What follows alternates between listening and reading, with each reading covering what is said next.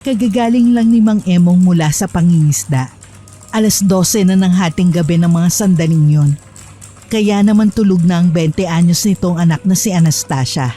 Samantalang ang asawang si Aling Lucia ay matyagang naghihintay sa kanyang pagdating. Nang makapasok sa pinto ng bahay bitbit ang maraming huli, agad nitong niyakap ang asawa at hinalikan ng malalim. Sa hindi inaasahan, umiwas ang ginang at napadura pa sa isang tabi. Walang hiya naman oh. Anong klaseng ugali yan, Lucia? Nandidiri ka ba sa akin? Grabe ka naman. Hindi naman sa ganon, Emong. Kaya lang kagagaling mo lang kasi sa dagat. Tapos may dala ka pang isda. Ang lansa-lansa kaya ng amoy mo. Di ba pwedeng maligo ka na muna bago mo ko yakapin at halikan? Maski ako nangamoy isda na dahil sa'yo. Ay, pambihira talagang buhay to, oh. Ito naman oh, ang arte-arte na. Hindi ba pwedeng natutuwa lang ako kasi marami akong huli ngayong gabi? Sabik na sabik pa naman akong sabihin sa'yo. Kasi alam ko makakatulong yun sa mga gastusin ng anak natin sa pag-aaral. Imbis na gantihan mo ko. Yan pa magiging reaksyon mo. Nakakabastos. Parang ang dumi-dumi kong tao. Sus, tigil-tigilan mo ko ng kadramahan mo, Emong. Huwag mo akong daanin sa paganyan-ganyan mo. Bakit hindi mo nalang sabihin sa akin na nakadami ka ng huli? Huwag yung ganon na bigla-bigla ka nalang magnanakaw ng halik. Abay, bakit naman naging masama? Asawa naman kita. Pati ba naman yung maliit na bagay na yun, ipagkakait mo pa sa akin? Tama bang dumura ka sa harap ko pagkatapos kitang halikan? Kasi nga mabaho. Hindi ko kaya yung amoy. Alam mo naman pagdating sa amoy, maselan talaga ako. Abay, intindihin mo naman ang sinasabi ko. Saka alam ko na kung saan patungo ang ginawa mong yon. Sinasabi ko sa'yo, hindi ka makakaskor sa akin ngayong gabi. Hinding-hindi. At bakit hindi? Talaga bang tuluyan mo nang ipagkakait sa akin ang bagay na yun? Ang tagal mo nang ginagawa sa akin to, Lucia. Masama na ba talaga sa'yo na makatalik ako? Wala naman akong sakit ah. Tumigil ka na nga sa kakadaldal mo. Abay, marinig ka pa ng mga kapitbahay. Ang lakas-lakas ang boses nito, nakakahiya. At bakit ako mahihiya? Ipinaglalaban ko lang naman ang karapatan ko bilang asawa mo ah. Ano ka ba naman, Lucia? Malaki na si Anastasia. Ang tagal na panahon na hindi ka nakikipagtalik sa akin. Abay, maawa ka naman kay Manoy, malapit na mag-expire to. Ang kulit mo talagang matanda ka. Sige na. Baka naman pwede na nating sundan ng kapatid si Anastasia. Itong mga nakaraang araw, hindi mo ba narinig ang sinabi niyang gusto raw niya magkaroon ng kapatid na babae? Pagbigyan na natin. Sige na. Maliligo ako. Kukuskusin ko na maigi yung katawan ko para mawala yung lansa. Emong, oo, alam kong malaki na ang anak natin at yun ang lagi niyang request. Pero hindi yun rason para basta-basta na lamang ako magbuntis. Hindi mo ba nakikita? Ang hirap-hirap ng buhay ngayon. Ang mahal ng mga bilihin. At isa pa, nasa kolehiyo na si Anastasia. Baka hindi natin kayanin kapag nagkataong magkaanak ulit tayo. Kawawa naman yung bata kapag hindi nakapagtapos. Eto naman, napaka-advance mo mag-isip. Bakit mo kasi inaalala ang bagay na yun? Hindi pa naman nangyayari. Balikan mo ang sitwasyon natin noon. Hindi tayo sigurado pero kinaya natin. Nagalit pa ng mga magulang natin pero tignan mo. Naitaguyod natin ang lahat ng hindi humingi ng tulong sa kanila. Bakit mag-aalangan ka pa ngayon? Yan din ang isang bagay na gusto kong ipaalala sa'yo. Mabuti at nabanggit mo. Alam mo na nga ang nangyari sa atin noon. Tapos hindi ka pa matututo sa naging pagkakamali natin? Ayos na ako sa isang anak. Masaya na akong may Anastasia tayo. At ayoko nang masundan pa yun. O sige, kung ayaw mo na masundan pa ang anak natin, kahit magtalik na lang tayo. Tapos iiwasan na lang natin na mabuntis ka. Ganun lang kasimple. Baka naman pwede pagbigyan mo na lang ako. 18 anyos na yung anak natin si Anastasia. Ilang taon lang walang nangyayari sa atin. Siguro naman alam mong pangangailangan din lang tulad kong lalaking ganung bagay. Kahit isang beses lang oh. Kapag sinabi kong ayoko, ayoko, Emong. Huwag mo na akong pilitin sa ganyang bagay dahil baka maghiwalay lang tayo. Ayoko na marinig pa ang mga ganyang salita galing sa'yo. Kung gusto mong magparaos, pagsarili ka na lang. Akin na nga yung mga nahuli mo. Nang malinis ko na at malagay ko na sa icebox. May kanin at ulam na rin dyan. Kumain ka na. Hindi na nga muling umimik si Emong dahil sa pagtanggi at mga sinabi ng asawang si Lucia. Nang gabing yun, sa kusina na lamang natulog ang lalaki dahil sa pagtatampo at pagkainis nito. Inabukasan, maagang gumising si Aling Lucia upang ipaghanda ang anak na papasok sa paaralan. Nilinisan na rin niya ang ilang piraso ng isda na dala ng kanyang asawa na sadyang itinira nito bilang pang-ulam nila at upang maidaing.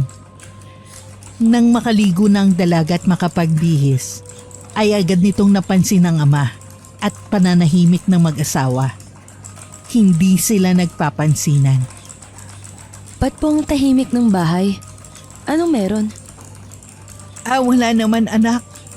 Sige na, kumain ka na at makamalig ka pa sa pagpasok. Huwag ka na makichismis.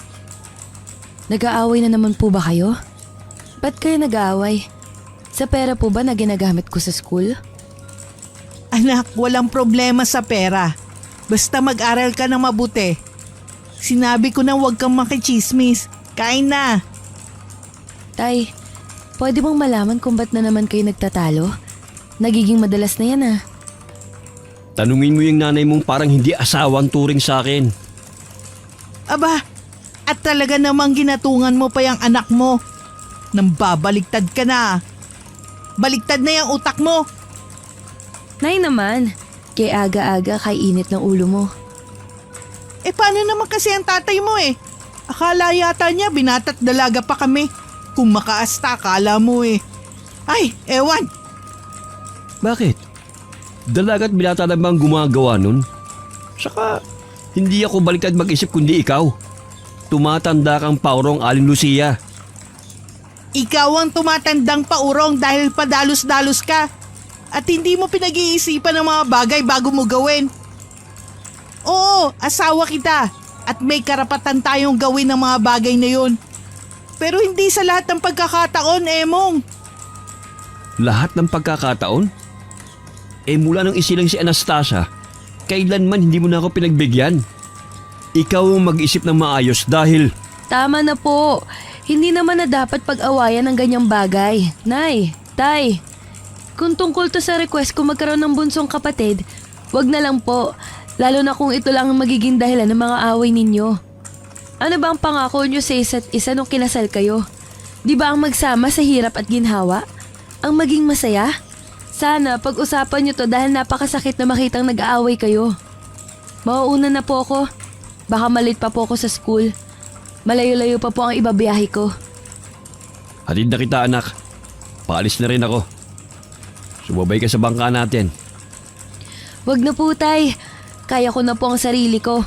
Mag-usap na lang po kayo ni nanay at ayusin yung gulong pinag-aawayin ninyo. Nang makaalis ang dalaga, hindi natupad ang hiling nito mag-usap ang kanyang mga magulang. Agad na kasing inasikaso ni Mang Emong ang mga produkto niyang daing na kanyang ibebenta sa bayan. Nang matapos siyang maglako, ay nagpa siya ang lalaki na wag na munang umuwi dahil ayaw niyang makita ang kanyang asawa. Tunay kasi sa puso niya ang tampong nararamdaman dahil sa paulit-ulit na pagtanggi sa kanya ng kanyang asawa. Hindi niya lubos maisip na hahantong sila sa ganong klaseng relasyon. Noon pa man ay matagal na siyang naninibugho dahil parang pakiramdam niya ay pinandidirihan na siya ni Aling Lucia. At minsan ay naisip na rin niyang baka may ibang kalaguyo ito. Ngunit napatunayan din naman niyang walang ginagawang kalokohan ito. Sadyang nawalan na lang talaga ng interes sa pakikipagtalik. Sa kanyang paglalakad sa kawalan ay bigla niyang naalalang puntahan ng kanyang kumparing si Mang Ernesto. Bumili siya ng isang bote ng gin bilog. Tuwang-tuwa naman ang kanyang kumpare sa kanyang pagdating. Dumaan ang mga oras ay kapwa na lango sa alak ang dalawa. Hindi lang kasi isang bote ang kanilang napagsaluhan. Sa tindi ng sama ng loob ni Mang Emong, kada tumba ng bote ay nagpapabili pa ulit ito. Inubos nito ang lahat ng napagbentahan sa alak at pulutan. Nang malasing na siya ng todo, ay doon na niya sinabi sa kanyang kasama ang kanyang matagal nang pinoproblema. Grabe naman yung asawa mo, pare. 12 taon na walang nangyayari sa inyo. Nakakahiyaman pero oo. Ganyan na katagal na wala akong practice, pare. Naku, kung ako yan, hindi ko kakayanin. Aba, mag-asawa kayo tapos hindi kanya pinagbibigyan? Hindi pwede sa akin yun, pare. Kasi hodang hilahin ko siya sa kama at gawin ko sa kanya yun. Sa ayaw at sa gusto niya. Ginawa ko naman yun minsan. Kaso kilala mo naman yung kumari mo eh. Tapang-tapang nun. Mas brusko pa kaysa sa akin. Nako, kung ako sa'yo, palitan mo na yung asawa mo. Marami namang babae dyan sa paligid. Maganda na, libre pa. Higit sa lahat, hindi mo na kailangan pa makipagtalo para na mapagbigyan yung init ng katawan mo. Naku pare, magkaaway man kami ng asawa ko, pero hindi ko kakayanin namang babae. Kapag ginawa ko yon, masasaktan ko lang siya pati na ang anak kong si Anastasia. Mahirap na. Ayokong masira ang pamilya ko at ang buhay na binuo namin. Bakit ako? Hindi naman nasisira ah. Bakit? Ginagawa mo na ba? Aba, ganun talaga pare. Lalaki tayo eh. Kailangan din natin tumikin ng ibang putahe. Alam mo, masisira lang ang pamilya mo kung nahuli kang ng bababae at kung pipiliin mo ang kabit mo. Pero kung di ka aamin at palagi mo silang pipiliin, wala magiging problema. Halika rito, lapit ka. May ibubulong ako sa'yo. Naku, baka puro na naman kalokohan yung sasabihin mo sa akin ha. Kabisado na kita eh. Hindi. Sasabihin ko lang sa'yo yung sekreto ko. Ano yun? Tungkol ba yun sa pambababae? Oo pare. Alam mo bang ilang beses ko nang natikman yung anak ni Aling Pasing? Yung pinagbebentahan natin ng isda. Nako grabe. Napakasarap na dalagang yon. Masarap pa sa asawa ko. At alam mo ba? Ikaw pa lang ang nakakalam nito ha. Dahil magaling kami magtago. Ibig sabihin, nang babae ka nga. Lupit mo naman pare. Anak talaga ni Aling Pasing. Nadali mo na yung batang yon. Lakas mo naman. Akala ko virgin pa at inosente. Yun pala may tinatagong kalandian. Huwag masyadong maingay ba? Baka mamaya may makarinig sa atin at maipalam to kay Aling Pasing. Lagot na. Sira ang kabuhayan natin. O sige na. Ititikom ko na itong bibig ko. Pero wala talaga sa itsura ng batang yun ang pariwara siya. Ganun talaga. Hindi lahat ng akala tama. Saka, hindi nababase sa mukha ang katauhan ng isang tao pare. Kung ako sa'yo, gayahin mo ko. Para malabas mo yung, alam mo na. Ganito. Para hindi ka na maghanap pa ng iba. Bukas, magbenta mo ng isda. Puntahan at kausapin mo yung anak ni Aling Pasing. Ayain mo. Sigurado, gaya ko, mapayag yun. Abutan mo lang ng konti. Matitik mo muna yun. Makakaraos ka na. Hindi ko alam pare. Natatakot ako eh. Baka kasi mahuli ako at malaman ng asawa at anak ko. Baka masira ang pamilya ko pare. Hindi yan. Sabi ko nga, mangyayari lang yon kapag nalaman nila. Diba, may sarili kang bangka. Di yun lang ang gamitin mo. Sunduin mo ng gabi yung anak ni Aling Pasing. At doon mo na lang tirahin para safe. Walang makakita sa inyo doon. Magagawa mo lahat ng gusto mo. Pwede. Teka, nandyan ba siya ngayon? Hindi ko napansin kanina eh. Ngayon ko na kaya yayain. Oo, nandyan pare. Gusto mo, puntahan na natin? Tara, tamang-tama dahil gabi na rin oh. Bubulungan ko tapos hintayin mo siya dun sa tabing dagat. Ihanda mo yung bangka, pati yung sarili mo. Dahil baka tumili ka sa sobrang sarap.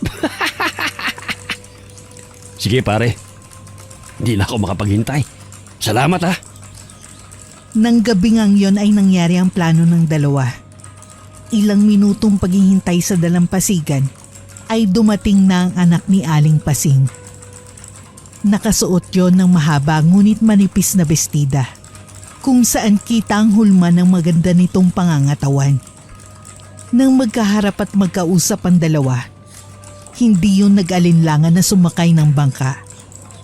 Dinala ito ni Mang Emong sa isang madilim na lugar at doon nga ay may nangyari sa kanila. Ang pagtitiis ng lalaki sa loob ng maraming taon ay nailabas na niya at simula nga nun, nakaramdam na siya ng labis pang pagkasabik sa ganung bagay. Nang maibalik na niya ang dalaga sa pinanggalingan nito, bago sumampa sa bangka ay nagbitiw pa siya ng ilang mga kataga. Bukas ng gabi ulit, Iha, ha? Dito ulit kita susunduin. At pakiusap, huwag mong sasabihin kay Ernesto na magkikita tayo ulit. Alam mo na, baka magselos. Mauna na ako. Baka hinahanap na ako ng asawa at anak ko eh. Tumango naman ang dalaga at kinindatan pa siya nang makaalis na ang kanyang bangka.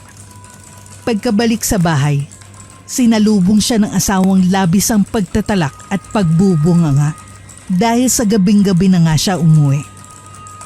Saan ka galing? Alam mo bang ilang oras na kami naghihintay ng anak mo? Ang aga-aga mong umalis tapos gabi ka na umuwi. Nasaan yung pinagbentahan mo? Akin na dahil maraming bayarin ng anak mo. Pwede ba? Gusto ko muna matulog ngayong gabi. Gusto ko muna magpahinga dahil pagod ako. Isa pa, wala na akong pera dahil pinang-inom namin ang kumpare ko. Ano? Pinang-inom mo? Hindi ka man lang nag-isip? Alam mo naman sigurong deadline ng bayarin niya ngayong araw, di ba? Tapos, pinang-inom mo lang? Ano ba, Emong? Puro sarap lang kasi ang nasa isip mo eh. Hindi mo man lang naisip ang anak mo. Huwag mo akong sisigawan at huwag mo akong itutulad sa'yo. Nag-iisip ako.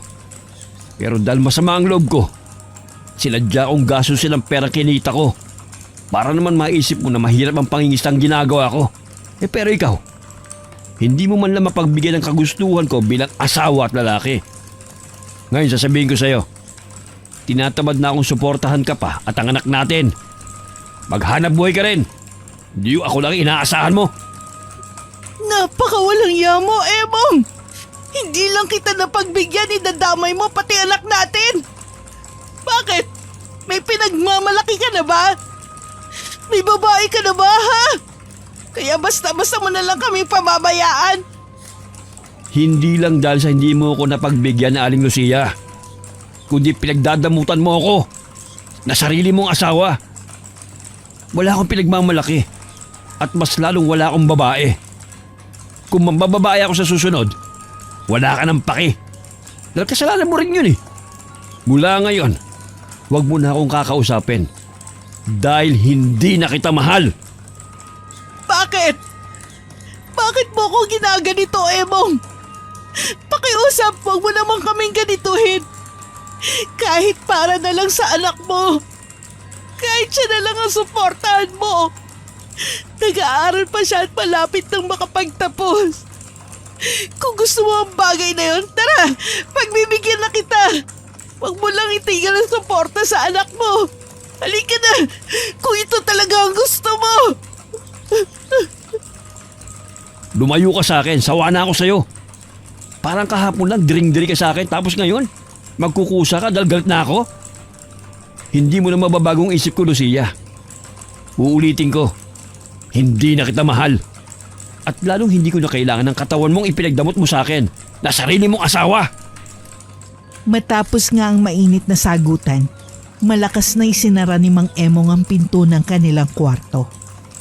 Nilak niya yon at natulog ng mahimbing. Si Aling Lucia naman, naiwan sa salang umiiyak. At nang makita ng anak, niyakap siya nito ng mahigpit. Nakaramdam ang dalaga ng pinaghalong inis, tampo at galit para sa kanyang ama. Dahil sa mga nangyari at pinagsasabi nito sa kanyang ina. Doon na lang muna kayo matulog sa kwarto ko, Nay. Saka nyo na lang kausapin ng tatay kapag malamig na ang ulo niya. Huwag nyo na munang isipin ang bayarin ko sa eskwelahan. Dahil kaya ko naman gawa ng paraan yun. extra na lang ako sa kaibigan ko bukas para mabayaran yon. Pati yung penalty dahil sa deadline na. Matulog na po kayo. Pasensya ka na, anak, ha? May mga bagay lang kami ng ama mo na hindi na pagkasunduan. Pero wag mong isipin na hindi ka namin mahal. Hayaan mo, pipilitin kong ayusin ang gulong to para hindi ka maapektuhan. Sige po, sana nga po ay magkaayos na kayo. Saka walang magbabago, Nay. Mahal na mahal ko pa rin kayo ng tatay. Siyempre kayo po ang mga magulang ko. Kayo lang ang meron ako. Simula nga ng gabing yon, ay tuluyang nasira ang relasyon ng mag-asawang Emong at Lucia. Pati na ang kanilang buong pamilya. Nagpapatuloy man sa pangingisda ang lalaki, ngunit ang kinikita nito ay pinang-iinom niya lamang at gaya ng kanyang sinabi, hindi na nga nito muli pang sinuportahan ng mag-ina.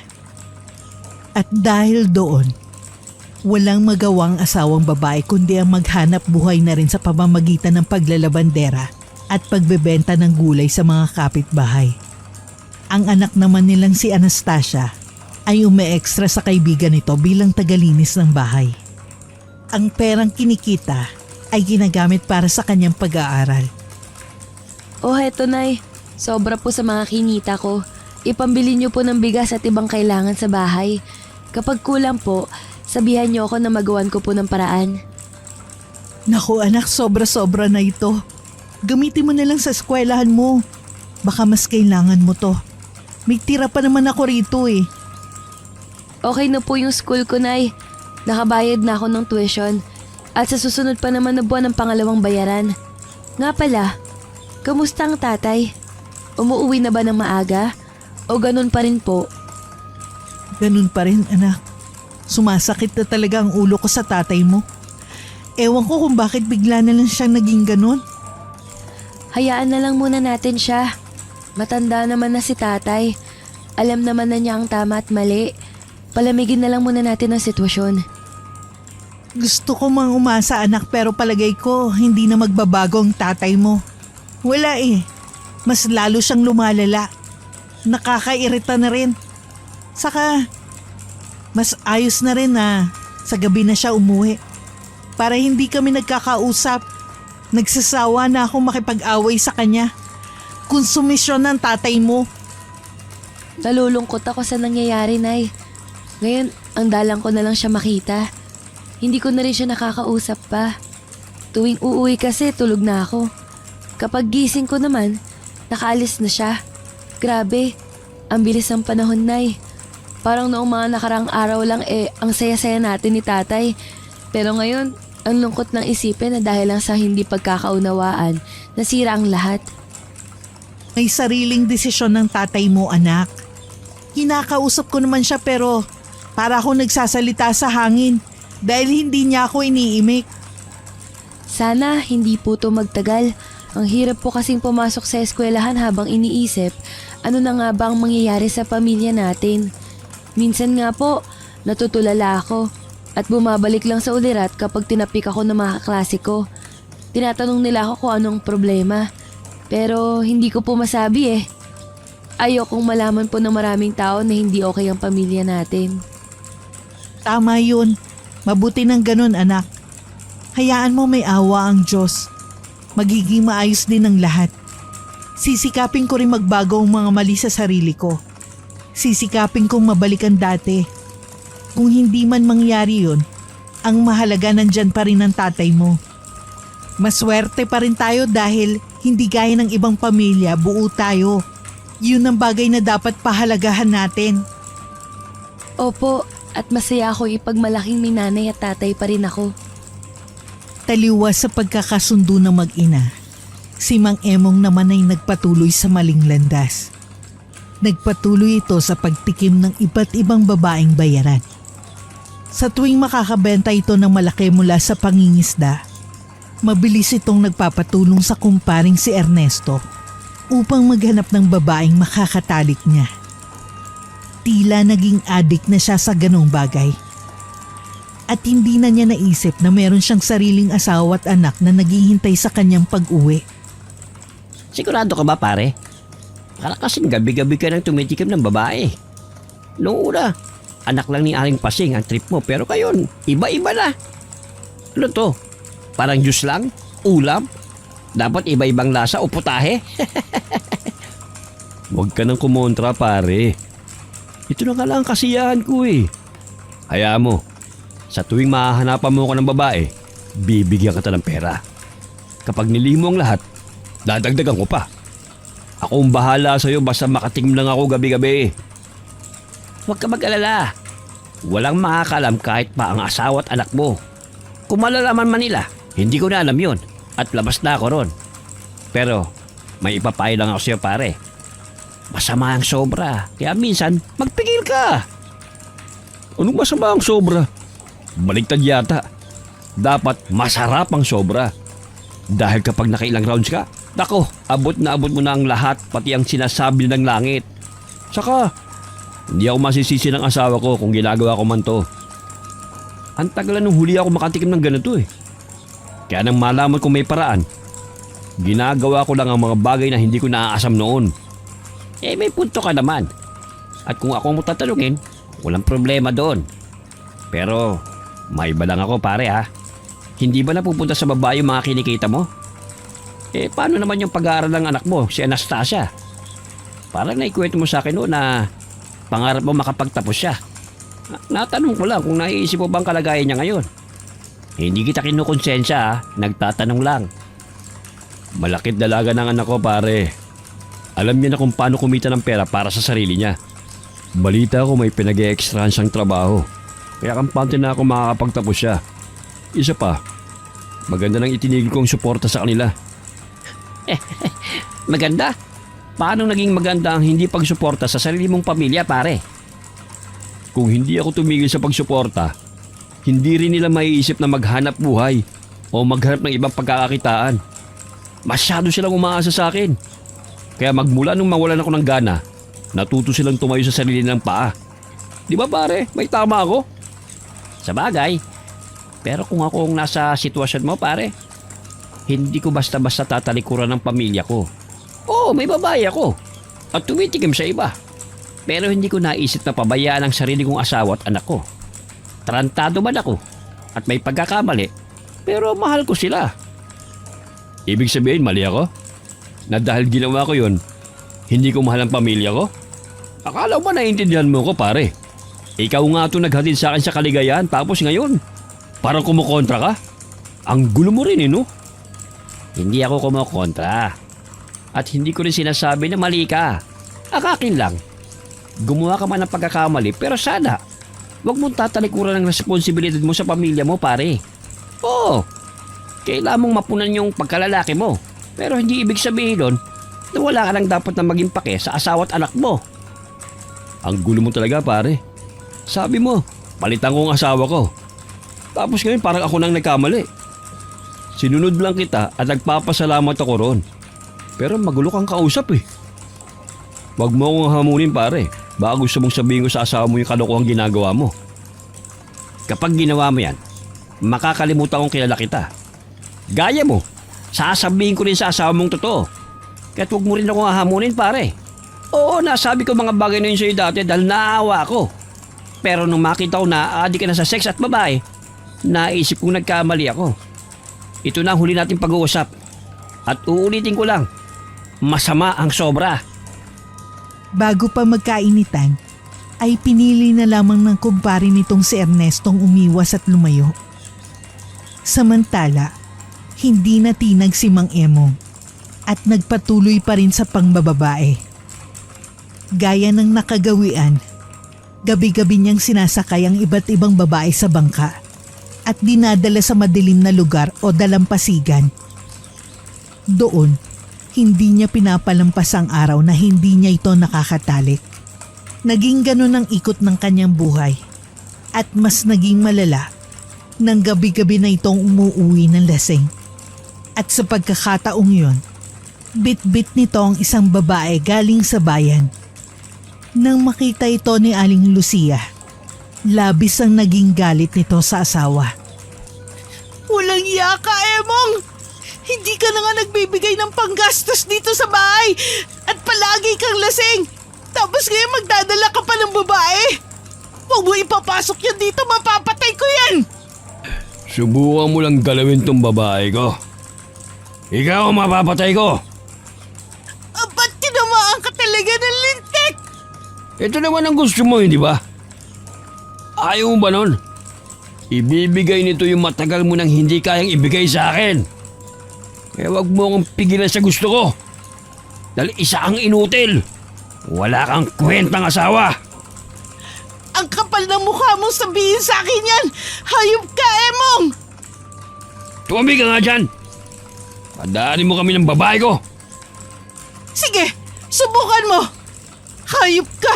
Ilang beses na kitang inuunawa at iniintindi dahil sa mga pinaggagawa mo!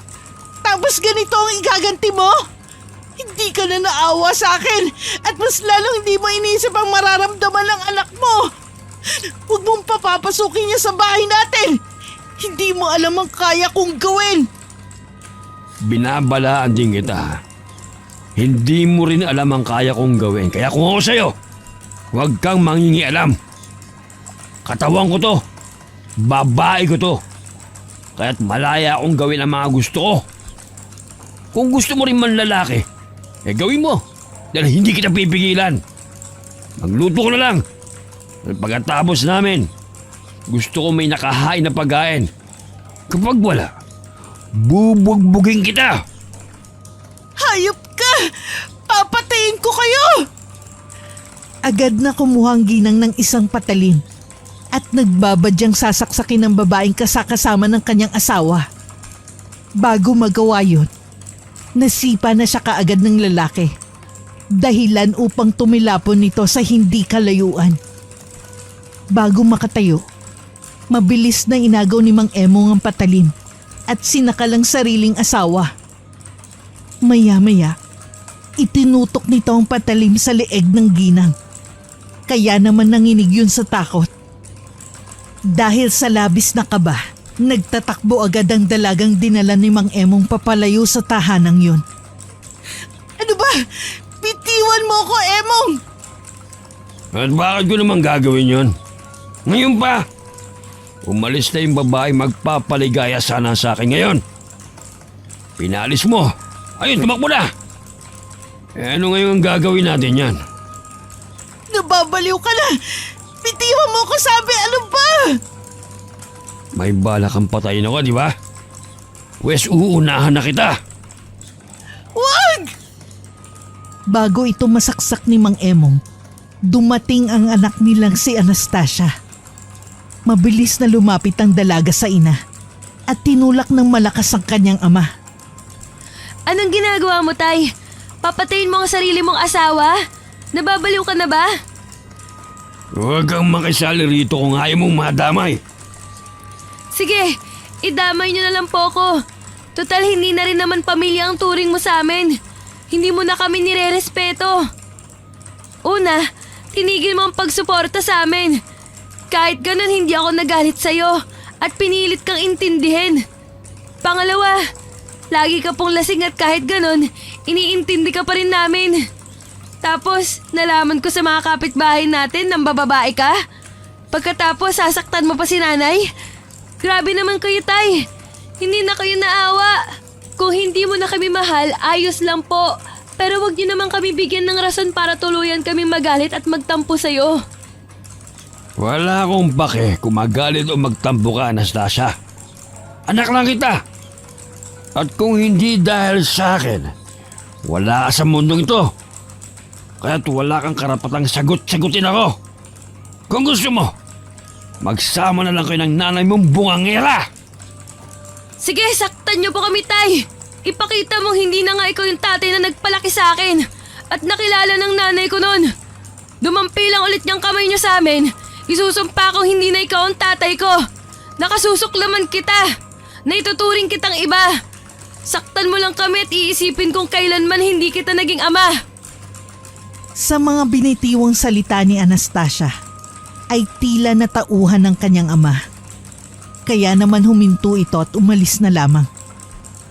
Ilang minuto, inalalayan ng dalagang umiiyak na ina at niyakap ng mahigpit.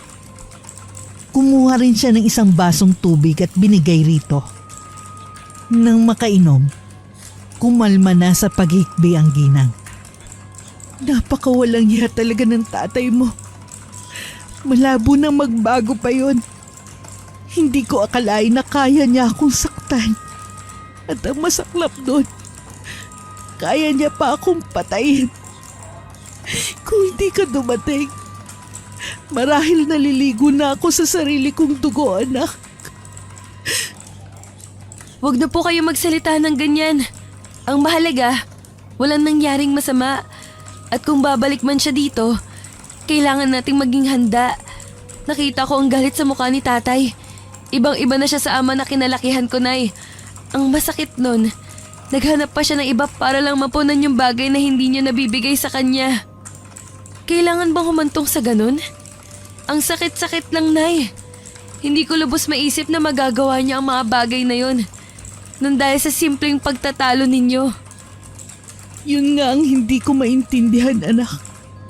Hindi ko alam kung bakit siya humantong sa ganong desisyon. Hindi ko alam kung ano o sino ang nag-impluwensya sa kanya para mambabae. Hindi man lang niya binigyan ng pagkakataon ng relasyon namin na ayusin. Pangarap ko na magkaroon ng maayos na pamilya pero ngayon, isa na tayo sa mga sira at maituturing na malas. Hindi po tayo malas, Nay. Nagkataon lang na tayo ang napaglaruan ng tadhana. Sa ngayon, kailangan na lang natin sumabay sa agos ng buhay. Hindi muna ako papasok sa eskwelahan para masiguro kung hindi na kayo sasaktan ni tatay. Gusto ko nasa tabi niyo lang ako.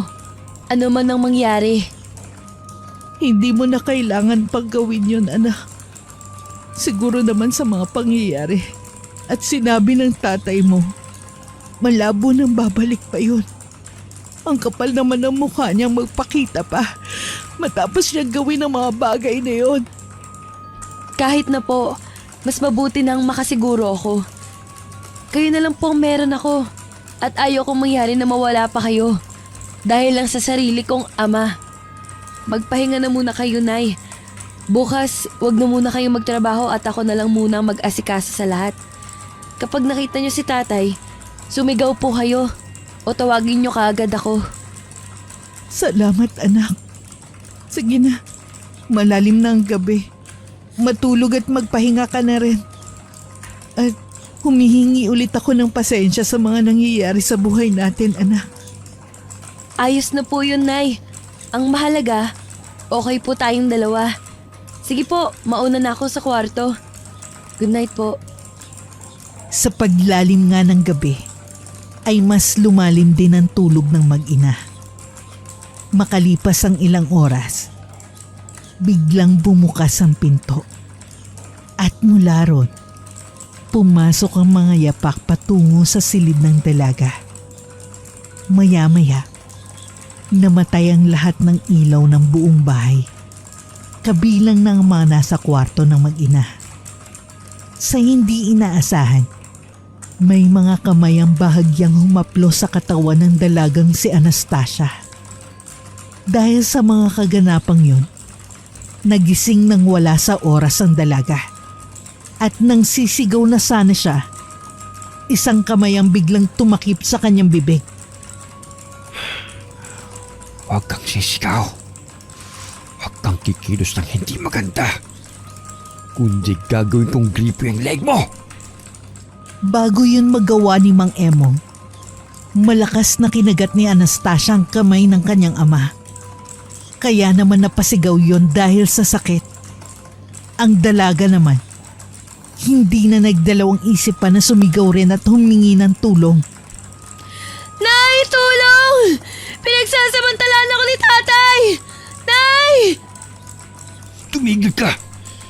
Sinabi kong huwag kang sisigaw dahil papatayin kita. Lumayo ka sa akin! Ah! Sa galit nga ng kanyang ama ay bigla siyang sinakal nito gamit ang dalawang kamay. At dahil doon, labis siyang nahirapan sa paghinga. Maya-maya muling bumukas ang ilaw at nang lumingon si Mang Emong sa kanyang likuran. Isang malapad na kahoy ang tumama sa kanyang ulo mula sa hampas ni Aling Lucia. Dahil malakas ang pagkakahampas, sandali siyang nahilo at nagdilim din ang kanyang paningin. Anak, bilisan mo! Halika rito!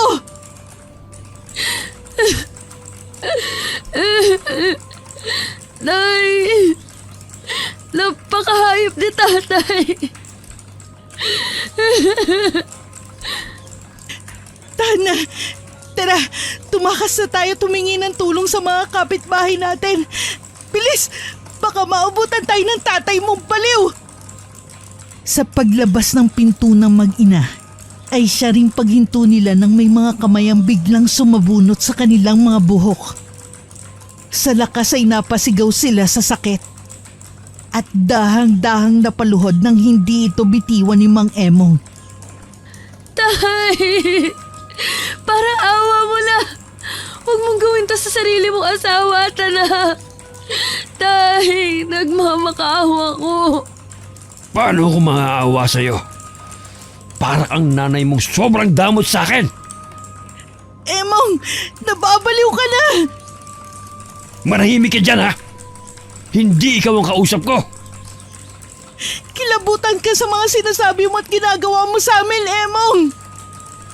Sinabi kong tumahimik eh! Naririndi na ako sa boses mo! Walang niya ka! Isa kang demonyo! Demonyo pala ang tingin mo sa akin, ha? Pwes nagkakamali ka, Lucia. Hindi ako isang demonyo lang. Ako si Satanas at matutunayan ko sa iyo ngayong gabi. Mabilis ngang kinaladkad ni Mang Emong ang kanyang mag-ina papasok sa loob ng kanilang bahay. Habang ginagawa yun, hindi pa rin niya binibitiwan ang mga buhok ng mga ito upang hindi makatakas. Maya-maya, itinali niya ang dalaga sa isang poste ng kanilang bahay. Nang matapos, kumuha siya ng isang patalim at binantaan ng kanyang mag-ina. Simple lang naman ang hiling ko sa iyo, Lucia. Ang mapuna ng pagkalalaki ko. Pero anong ginawa mo? Pinagdamot mo sa akin. Pinakita mo sa akin na nakakadiri ako. Bakit? Dahil sa mangingisda lang ako? Namalansa ang mga huli ko? Kaya ba ayaw mo makipagsiping sa akin, ha? Kung inintindi mo lang sana ang mga sinabi ko, edi sana hindi ka hahantong sa ganito. Kung nag-isip ka lang, sana hindi mo na kailangan pang mambabae. Nambabae ako dahil sa nangangailangan ako, Lucia. Nambabae ako dahil yun ang nagpapasaya sa tulad kong lalaki na pinagdadamutan ng sariling asawa. Kaya huwag ka magsasalita na parang kasalanan ko ang lahat kung bakit ito nangyari. At ikaw naman, Anastasia, masama ba mag-request sa iyong sarili mong ama? Pinalaki kita, pinakain at pinag-aral. Pagkatapos gagaya ka sa ina mo? Wala ka ring utang na loob. Tay, mali ka! Maling-mali ka! Hindi ko alam kung ano nangyari sa'yo. Pero nasisiraan ka na po ng bait. Walang matinong ama ang mag-iisip na gawin ang ganyang bagay sa sarili niyang anak. Ikaw lang! Ikaw lang ang nag-isip ng ganyan. Hindi na yan dahil sa kakulangan ni nanay, kundi dahil nababaliw ka na. Wala akong amang manyakis! Manyakis pala. Halika! Tama na! Hayop ka! Tulong! Wag! Bago pa makuha ni Mang Emong ang pagkababae ng sariling anak, biglang bumukas ang kanilang pinto at iniluwa nun ang nag-aalala at galit na kumparing si Ernesto. Sinunggaban siya nito ng suntok at sipa. Kaya naman nabitiwan nito ang hawak na patalim. Mabilis din itong nakaiwas. Ilang sandali nang nakatayo si Mang Emong ay nagsuntukan ng dalawa. Parehong dumugo ang kanilang mga labi at nagtamo ng mga pasa sa parehong muka at katawan. Nang makakuha ng pagkakataon, dinampot ni Ernesto ang patalim at hinabol ang kumparing si Emong na biglang kumaripas ng takbo. Dumiretso yun sa dalampasigan at mabilis na itinulak ang bangka papunta sa dagat. Maaabutan na sana ito ng isa ngunit napasagwan yun ng mabilis. At dahil madilim, hindi na ito muli pang natanaw ni Ernesto. Nang mawala ng pag-asang matagpuan pa ito, mabilis siyang bumalik sa mag-ina at inalis ang mga ito sa pagkakatali. Okay lang ba kayo? Okay lang naman ako. Ikaw anak, kumusta ka? Ayos lang po. Medyo hindi lang ako makapaniwala sa mga ginawa ni tatay. Napakahayop niya. Pasensya na dahil humantong sa ganito ang bagay na sinabi ko sa kanya noon. Kailangan niyong malaman ang totoo. Kailangan niyong malaman kung bakit nagkaganon si Emong at kung sino ang dahilan. Alam mo kung bakit nagkakaganon ang asawa ko? Oo, Lucia. At may kinalaman ako roon. Nakukonsensya ako sa ginawa ko. Sana mapatawad niyo ako. Agad ngang isinalaysay ni Ernesto ang lahat ng mga nangyari. Lalo na ang mga bagay na lingid sa kaalaman ng mag-ina. Kasama na ron na naging pag-uusap nila ni Mang Emo. Pati na ang patuloy na pambababae ng kanyang kumpare. Na sa huli, tinutulan niya rin dahil napapasobra na. Nang mabanggit ang lahat, hindi nito maiwasan na mapayuko at muling humingi ng tawad sa mag-ina. Noong una, sabi ko na titikim lang siya dahil nga sa hinahanap niya ang ganung bagay. Hindi ko na malaya na napapasobra na pala siya. At dinamay pa kayo ng sarili niyang asawa at anak. Kinausap ko siya at pinagsabihan. Pero sa uli, nagkasagutan lang kami at hindi na nagkaintindihan. Lucia, Anastasia, muli akong humihingi ng tawad dahil sa nangyari sa pamilya niyo. Ayos na po yun. Wala na rin naman po tayong magagawa dahil nangyari ng lahat. Siguro nga, ito na ang tadhana namin. Ang masira ang pamilya namin. Malungkot mang isipin at sabihin, hindi ko mapapatawad ang sarili kong ama. Dahil sa mga ginawa niya sa amin, lalong-lalo na sa akin. Talagang walang kapatawaran ang ginawa niya sa inyo, Anastasia. Kung nasaan man siya ngayon, sana maisip niya na nagkamali siya, na hindi makatarungan ng mga pinagagagawa niya, na talagang mali ang sobra na inakala niyang masaya. Gaya mo anak, hindi ko rin mapapatawad ang tatay mo. Mas masahol pa siya sa hayop. Kung nasan man siya ngayon, sana tumaob ang bangka niya at malunod siya. Kung hindi man, sana karmahin siya sa lahat ng ginawa niya sa atin. Natapos ang gabing yun na puno ng galit, iyakan at masasakit na alaala. Samantala, maliwanag na ang paligid ng magising si Mang Emong. Sa kanyang pagbangon, pinagmasdan nito ang paligid at alam niyang wala siya sa dalampasigan ng kanilang lugar. Nakita niya ang bangka sa tabi. Nakadaong na rin yun at mukhang nakatulog siya sa buhanginan. Dahil sa labis na kalasingan, galit at sakit mula sa pamamaga ng mukha. Maswerte kayo dahil nakaligtas kayo ng isang araw sa akin, Lucia at Anastasia. Hindi ako papayag. Humanda kayo dahil babalik ako upang tuluyan na kayo mapatay. Isinusumpa ko yan! Hihilahin na sana ni Mang Emong ang bangka pabalik sa dagat. Ngunit napahinto rin siya nang masilayan ng isang napakaputing dalaga sa hindi kalayuan. May dala yung basket at nagtataka ring nakatingin sa kanya. Napangiti ng lihim si Mang Emong at mabilis na tinungo ang dalaga. Nang malapitan, bahagya pa yung napaatras dahil estranghero ang lalaki sa naturang lugar. Agad siyang tinanong ng dalaga kung sino siya. Medyo napaatras pa ito dahil sa tila mabilis sa paglapit sa kanya ng lalaki. Nang magsalita ang dalaga, lalong nahulog ang loob ni Mang Emong dito.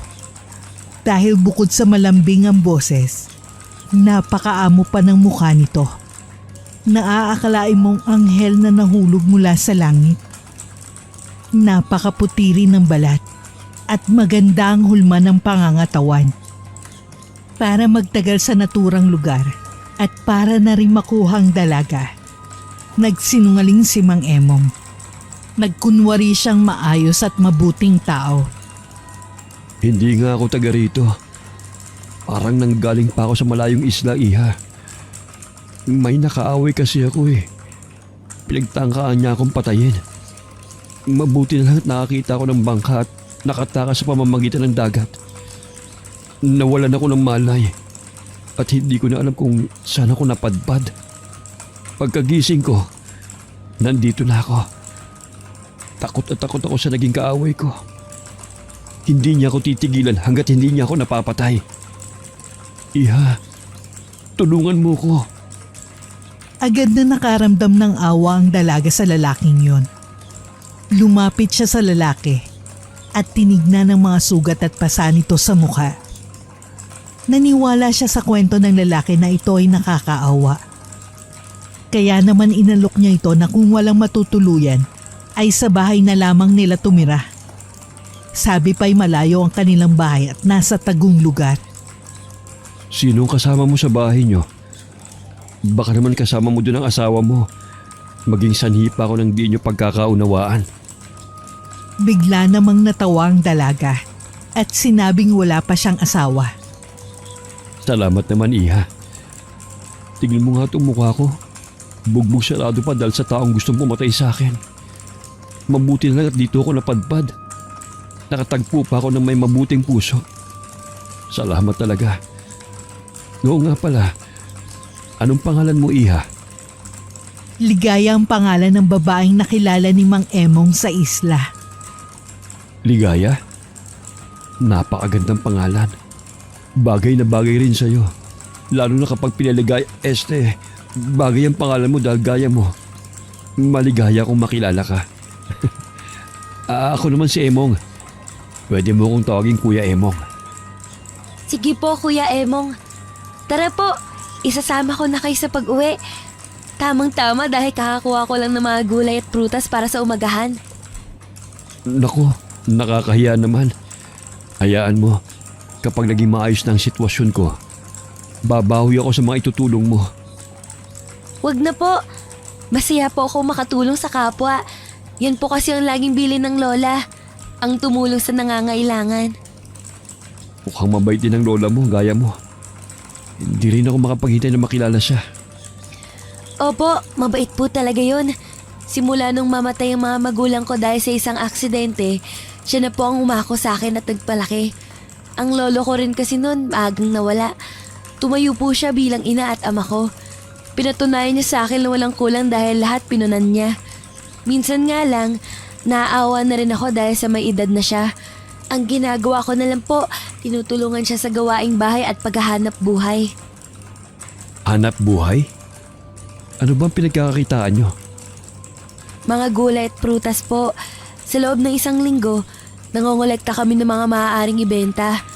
Pagsapit ng linggo, pumupunta ang lola ko sa bayan para doon ibenta. Minsan, sumasama ako. Hindi rin dahil nangongolekta ulit ako ng mga ibebenta namin sa susunod. Ibig sabihin, naiiwan kang mag-isa tuwing linggo? Buti hindi ka natatakot. Hindi naman po, Kuya Emong. Wala naman kaming ibang kapitbahay. Kaya ligtas din kahit papano mag-isa. Isa pa, dati manggagamot ang lola ko. Kaya nabibigyan niya ako ng proteksyon. Kahit pa sa masasamang elemento gaya ng multo, engkanto, aswang at iba pa. Pasensya na po ang daldal ko. Minsan lang kasi ako may kausap eh. Natutuwa lang po ako. Ayos lang yun, Iha. Saka, ituring mo na akong parang kapatid o kaya naman tatay mo. Naaalala ko kasi sa'yo yung anak kong si Anastasia. Talaga po? May anak po kayo? May asawa at anak ako. Ang totoo nga niyan, hawig mo ang anak ko. Maganda rin siya, sexy, at madaldal gaya mo. Habang nandito ako, pwede rin ba kitang ituring na anak, Ligaya? Opo naman, Kuya Emong. Alam niyo po, lalo akong natutuwa dahil napakabait niyo palang tao. Hindi na po ako makapaghintay na maipakilala kita kay Lola. Sigurado akong matutuwa yun dahil mabait po kayo. Hindi po ako masyadong pinapalapit ni Lola sa mga tao, lalo na sa mga lalaki. Bakit naman? Dahil po hindi natin alam kung sino sa kanila ang mabait at hindi. Lagi niya po akong pinag-iingat dahil maraming tao raw mapagsamantala, mapang-abuso at manluloko. Delikado raw po lalo na sa mga taong hindi ko kilala. Paano naman ako? Baka pag hinalaan ako ng lola mo dahil, alam mo na, estranghero ko sa lugar nyo. Hindi po yan. Ako pong bahala, Kuya Emong. Sige, aasahan ko yan ha. Saka yun din naman ang dahilan kung bakit ako napadpad at mananatili rito. Kailangan ko ng pansamantalang matutuluyan. Nagpatuloy ang usapan ng dalawa habang naglalakad patungo sa masukal na kagubatan kung saan matatagpuan ang tahanan ng dalaga. Habang naglalakad, hindi maiwasan ni Mang Emong na pagmasdan ang katawan ng isa. Maraming tumatakbo sa isip niya. Lalo na ang mga senaryong kunwari may nangyayari sa kanilang dalawa. Hindi niya mapigil ang utak na mag-isip ng kung ano-ano. Mabuti na lang ay nakarating na sila kaya naman nahinto na ang ganong gawi. Napagmasdan ni Mang Emong ang simpleng tahanan ng maglola. Gawa yun sa magaan na materyales gaya ng nipa, kawayan, dahon ng nyog, kahoy at iba pa. May malawak rin itong bakuran na pinaliligiran ng mga harang. Pagpasok sa loob, mabilis na binati ni Mang Emong ang matandang sumalubong sa kanila. Kulubot na ang balat nito. Nakayuko na rin. May tungkod at gaya ng salaysay ni Ligaya. Mukhang may edad na talaga ang matanda. Lola, si Kuya Emong nga pala. Kuya Emong, si Lola Teodora. Magandang umaga po sa inyo. Hindi ka taga rito, iho. Tila nang galing ka pa sa malayong lugar at base sa nakikita ko, dumaan ka sa masakit na pangyayari bago mapadpad dito.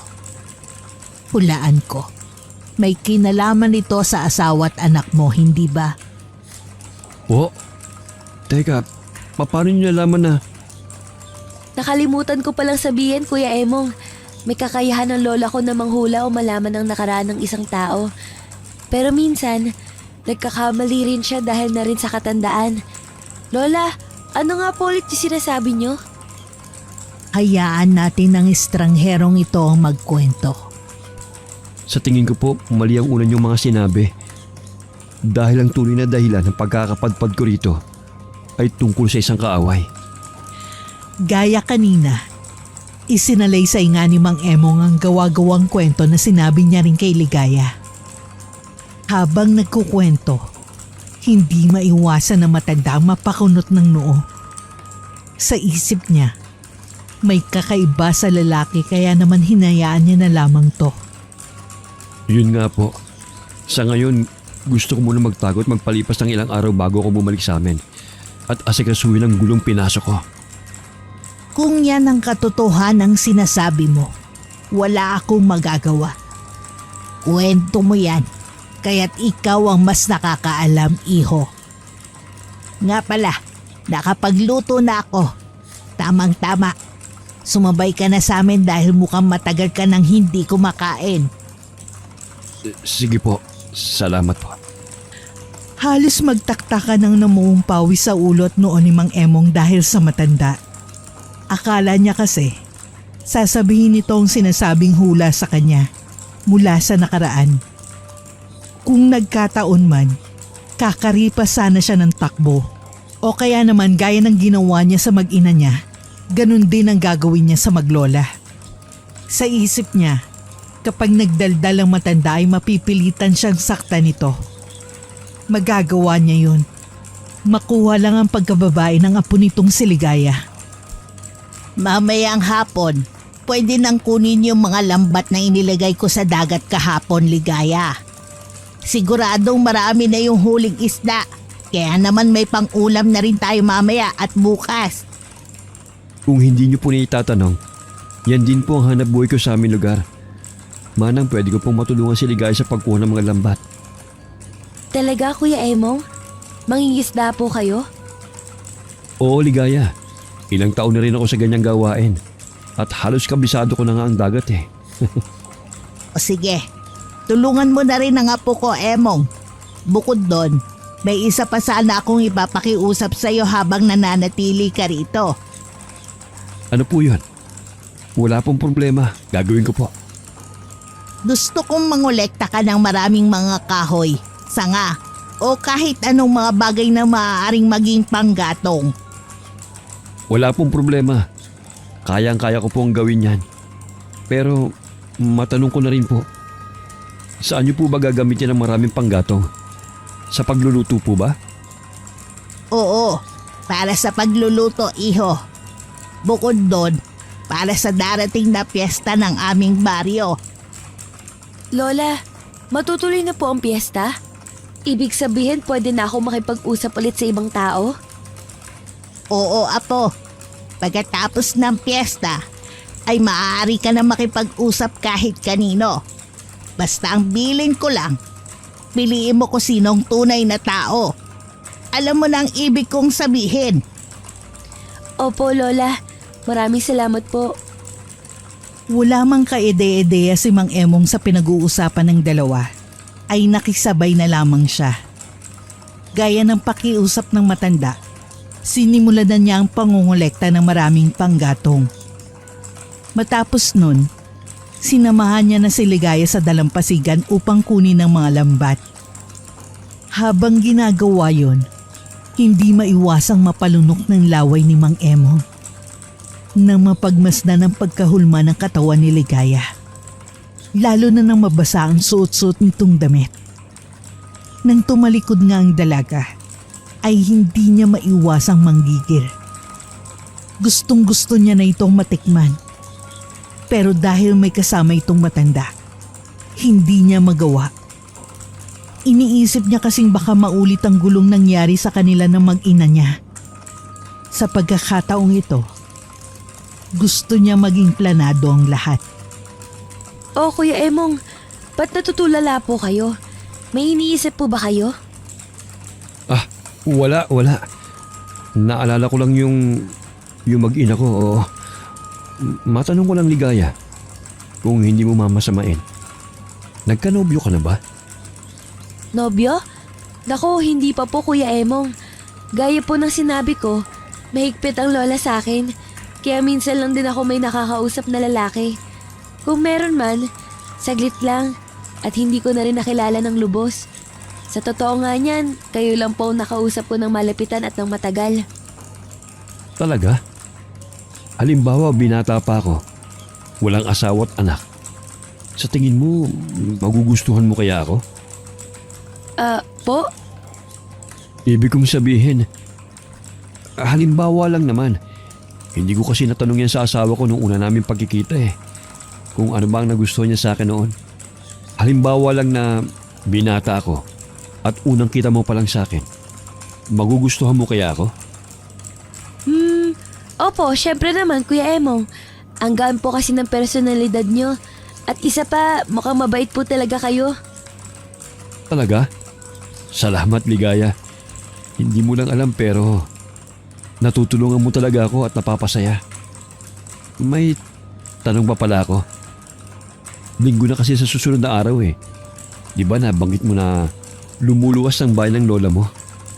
Matutuloy ba siya ngayong linggo? Opo, matutuloy siya. Bakit niyo po pala natanong? Wala naman. Gusto ko sana sumama eh pero ikaw ang inaalala ko. Magandang pagkakataon na rin kasi yun para makilala pa kita at makilala mo rin ako. Sabi ko nga parang kuya o tatay mo na rin ako, di ba? Bilang ganun, dapat mas makilala mo pa ako. Hayaan niyo po. Magtatagal pa naman kayo rito eh. Sigurado ako mas makikilala po natin ang isa't isa. Nang matapos sa ginagawa ay dumiretso na nga ang dalawa sa tahanan ng dalaga. Habang may ginagawa ang maglola, hindi maiwasan ni Mang Emong na mag-ikot. Nagtataka siya kung bakit nasa gitna ng kagubatan ng bahay ng dalawa. Bukod doon, Wala rin silang ibang mga kapitbahay at mukhang sinadya na malayo sila sa mga tao. Napapaisip siya pero hindi niya alam kung sa anong dahilan. Nang mapadpad siya sa isang bahagi ng gubat, napagmasdan niya roon ang tila malawak na pagkasunog. Sinuri niya ang paligid. Maitim at mababakas doon ang amoy ng tila karneng niluto sa naturang lokasyon. Napakunot siya ng noo. At bago pa man muling maglakad upang mag-imbestiga, nagulat siya mula sa pagsasalita ng matanda. May hinahanap ka ba rito, iho? Ginulat niyo naman po ako, Manang. Wala po akong hinahanap. Curious lang po ako kaya naglalakad-lakad po ako. Matanong ko lang po, may nasunog po ba rito? O nilutong hayop? Naamoy ko pa rin po kasi hanggang ngayon eh. Sa mga susunod na araw ay malalaman mo rin, iho.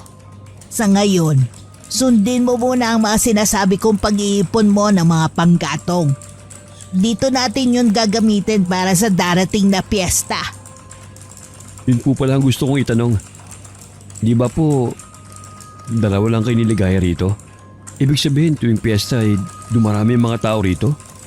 May mga dumadayo po? Hindi lang basta dayo, kundi mga kaangkan ko, iho.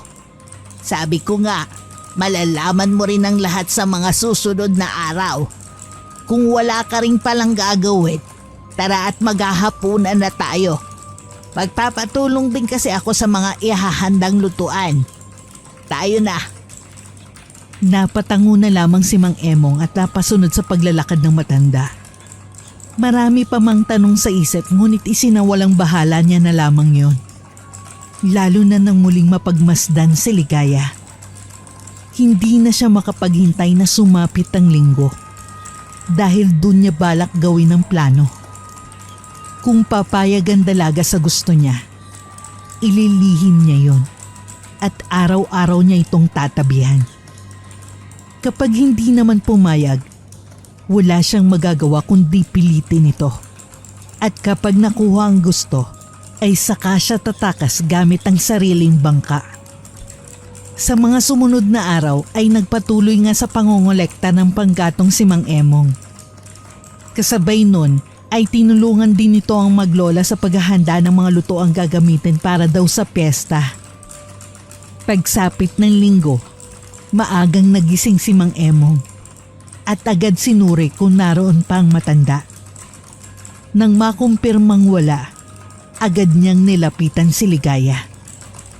Nakaalis na ba ang lola mo? Ay opo, Kuya Emong. Kapag linggo, madaling araw pa lang umaalis na siya para maabutan ng mga bibili ng aming paninda.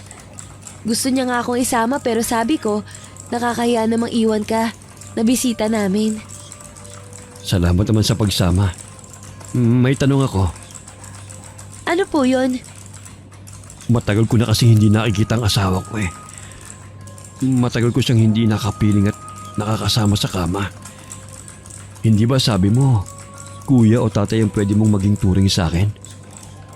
Bilang kuya at tatay mo, susundin mo bang ipag-uutos ko? Po, hindi ko po maintindihan.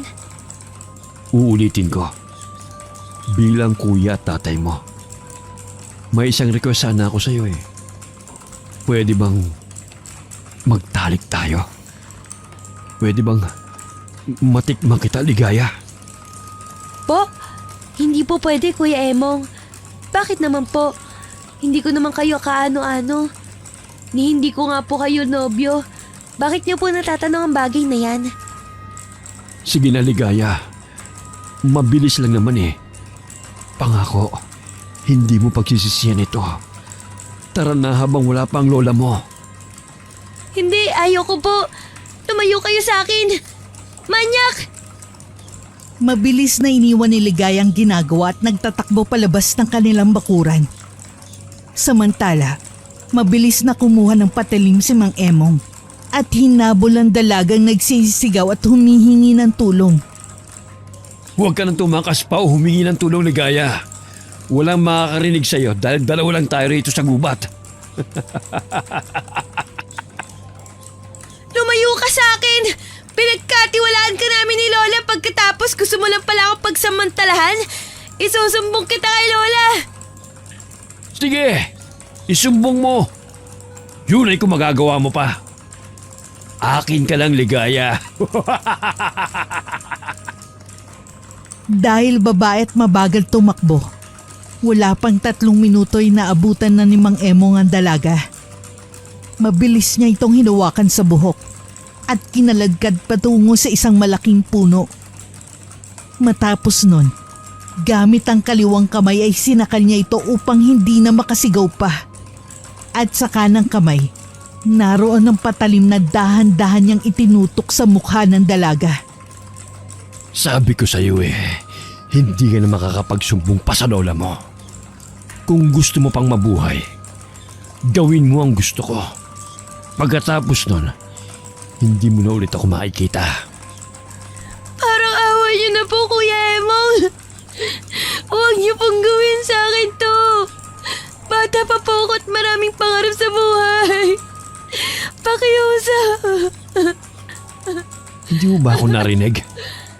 Gawin mo lang ang gusto ko. Hindi kita papatayin. Saka gusto ko yan. Gusto kong tinatawag mo ang pangalan ko, Ligaya.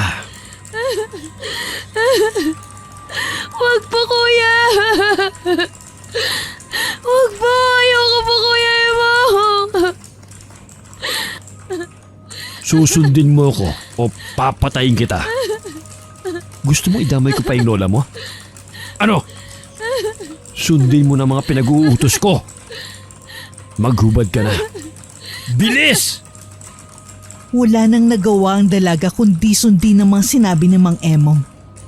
Natatakot siya na baka mapatay siya nito at madamay rin ang kanyang pinakamamahal na Lola Chodora. Hindi nagtagal, ginawa na nga ni Mang Emong ang kahindik-hindik na pangyayari.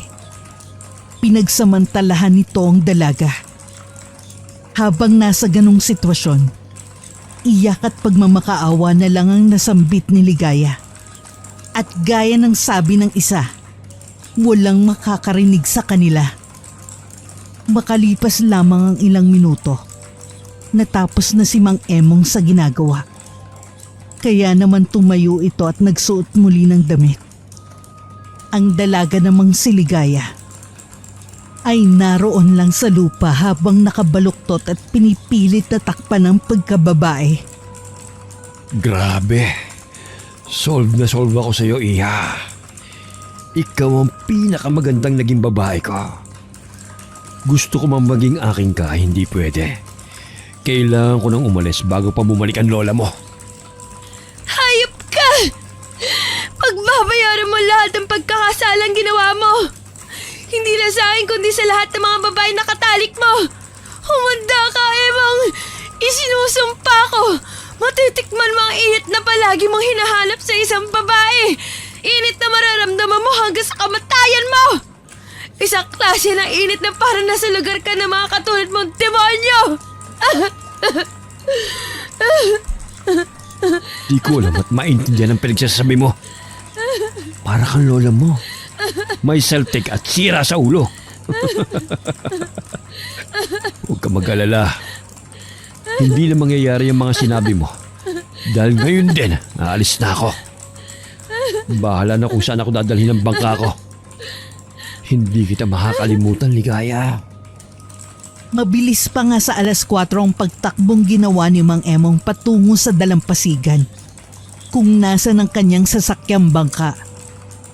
Ngunit agad siyang napahinto nang mapansing wala na ito roon.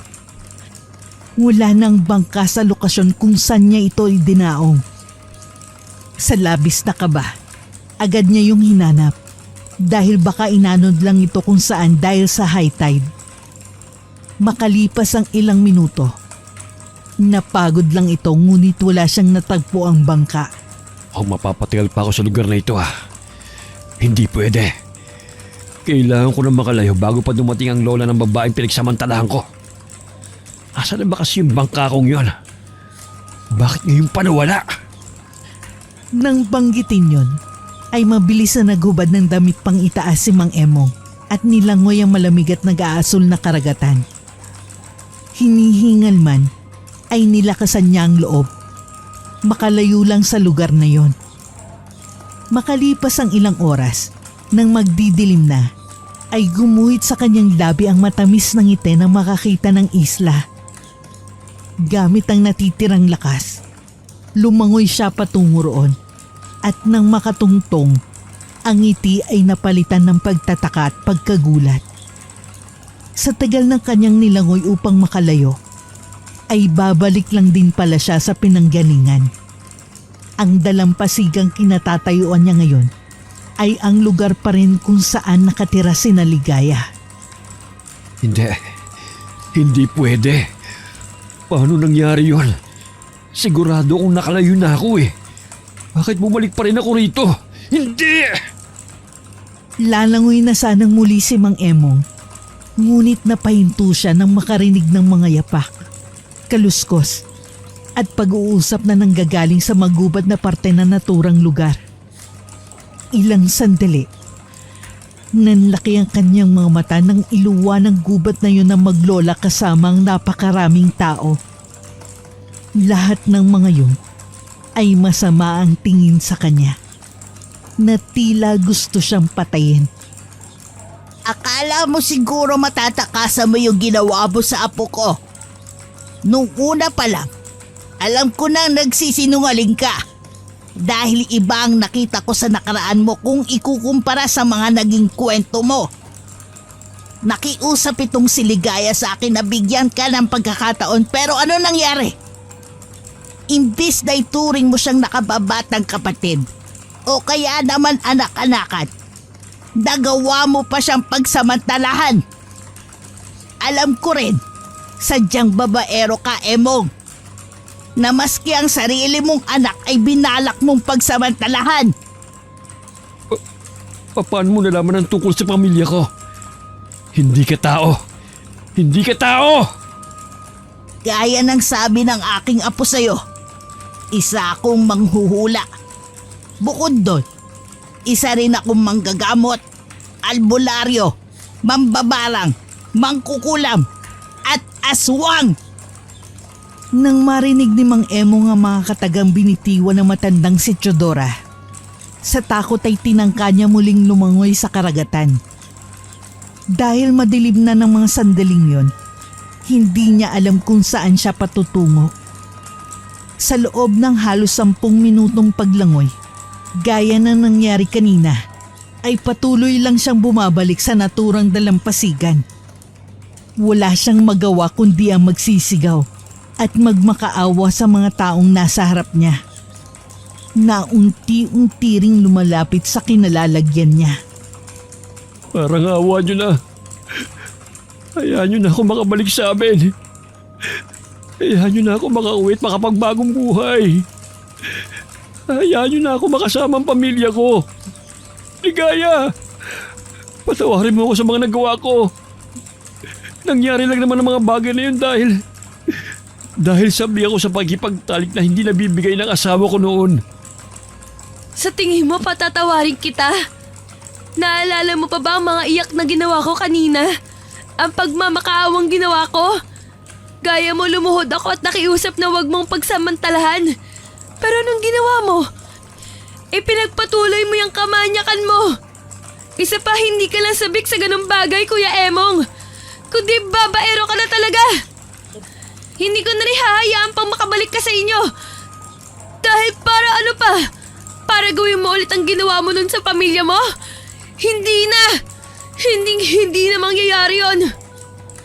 Hindi! Huwag, Ligaya! Nagmamakaawa ako! Kunin nyo na siya, mga kasama. Itali ninyong mabuti dahil iluluto na natin siya para sa gaganaping piyesta. Hindi lang basta luto, kundi iba't ibang putahe bilang ganti sa ginawa niya sa apo kong si Ligaya. Manlaban man ay walang magawa si Mang Emong nang hilahin at buhatin siya ng mga taong kasama ng maglola. Maya-maya dinala siya ng mga ito sa lugar na nakita niya noon. Sa sunog na parte ng gubat kung saan, naroon na rin ang mga panggatong na inipon niya sa loob ng ilang araw na pananatili niya sa lugar na yon. Nang itali siya sa isang malaking puno, labis ang pagsisigaw at pagpupumiglas na ginawa niya upang makatakas, ngunit dahil nag-iisa, wala siyang naging laban at wala siyang nagawa. Ilang sandali, lumapit ang dalagang si Ligaya bitbit ang isang pangsindi. Emong, alam mo bang may naalala ko sa mga sinabi mo nang ginagahasa mo ko? Sabi mo naghahanap ka ng babae, di ba? Para mapagsamantalahan. Gusto mo ng init? Ngayon, pagbibigyan na kita. Ibibigay ko ang init na hinahanap-hanap mo. Hindi! Huwag! Ayoko pang mamatay! Ligaya, pakiusap! Ngunit wala nang nagawa si Mang Emong nang ibagsak ni Ligayang apoy patungo sa mga panggatong. Ilang sandali lang, nagliyab ang buong paligid, lalo na ang kinalalagyan ng lalaki. Maririnig ang walang sawa nitong pagmamakaawa, pagsisigaw at pag-iyak. Bago siya tuluyang masunog, narinig niya pang nagtawanan ng mga taong nakapaligid sa kanya. Nang pagmasdan niya, nakita niya na nagbago ang mga wangis ng mga yon. Mula sa pagiging tao, ay nagkaroon sila ng makakapal na balahibo, matutulis na mga kuko, matatalim na mga ngipin, at pulang mga mata. Doon na pagtanto niyang hindi basta-basta angkan ang binangga niya at pinagsamantalahan. Makalipas ang ilang minuto, tuluyan na nga itong naluto, nasunog at nawalan ng buhay.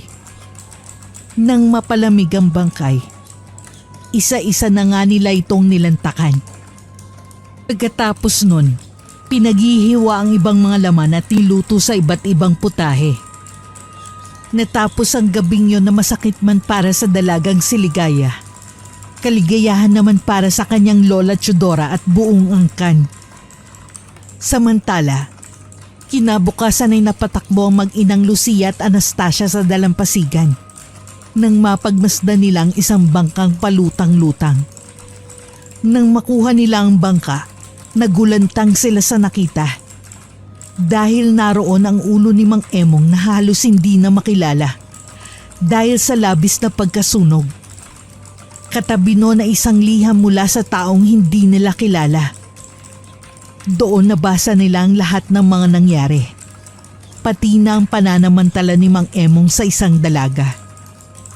Nang mga sandaling yon, imbis na kalungkutan ng maramdaman ng mag-ina, ay tila natuwa pa sila sa sinapit ng haligi ng kanilang tahanan. Siguro nga, totoo ang sinasabi nilang karma. Karma para sa mga taong babaero at mapagsamantala. Wakas.